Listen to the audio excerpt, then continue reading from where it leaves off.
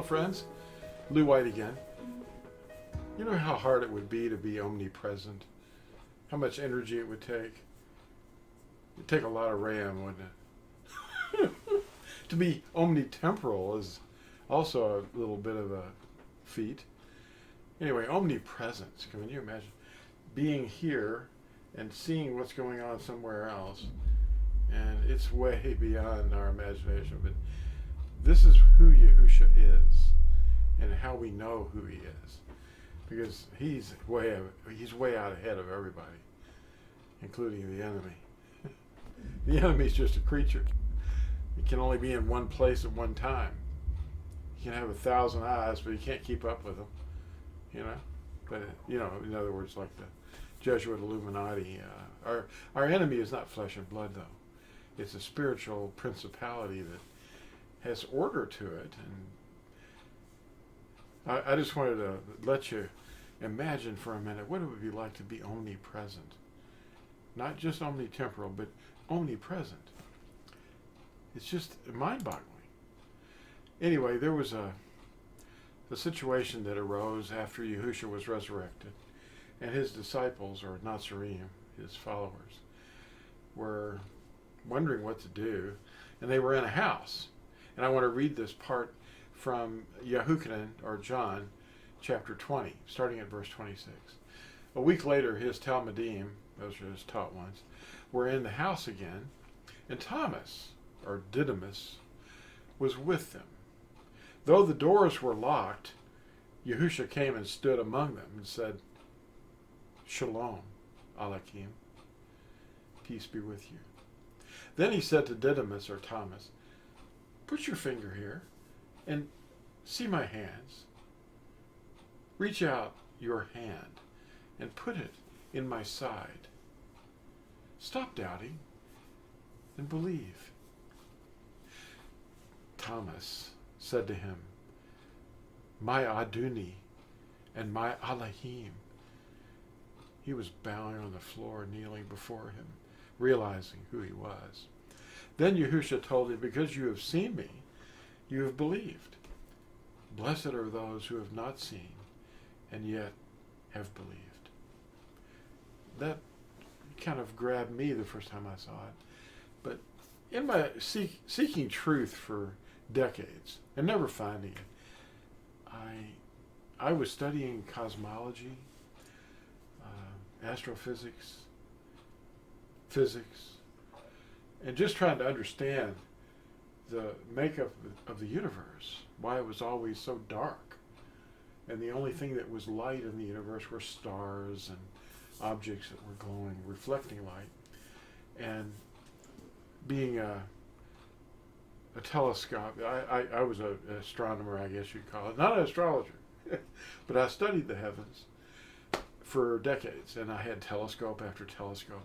I had a Cassegrain telescope, which was really something. I had a Newtonian reflecting telescope. And anyway, the telescopes weren't giving me my answers either. But so what did I finally have to do? Well, I had to study where the truth really is.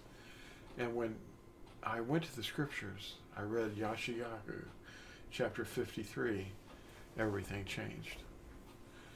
Anyway, the identity of Yahusha, finding his name, was very difficult because of the language differences and the fumbling around that people had and the little trigger words that people had. Well, I looked at Yahuchanan 20:28 very carefully, and I wondered at that because you're not supposed to bow to people. You're not supposed to kneel before them, or statues, dumb statues. But Thomas did, and he said, my Aduni, that's my sovereign or my Lord, and my Elohim, my mighty one. There can be only one. Philippians 2 was another place where I had to put things together in a puzzle and say, well, who is the Lord?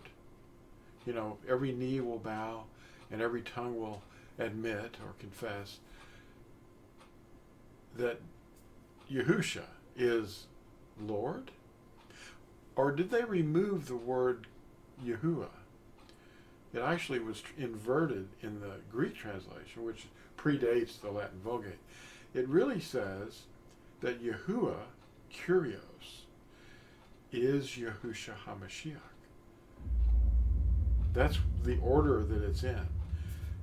And if you replace the word Kyrios and Dominus, you get rid of them, with the real name that they replaced it with, then you've got Yahuwah is Yahusha HaMashiach. And then we understand more about how he's able to do these things.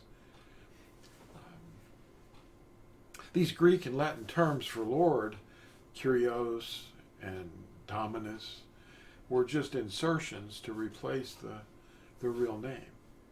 It should read that every knee will bow and every tongue will admit that Yahuwah is Yahusha HaMashiach, to the esteem of the Father, because the Father is the one that's doing it. He is one and the same essence as the Father.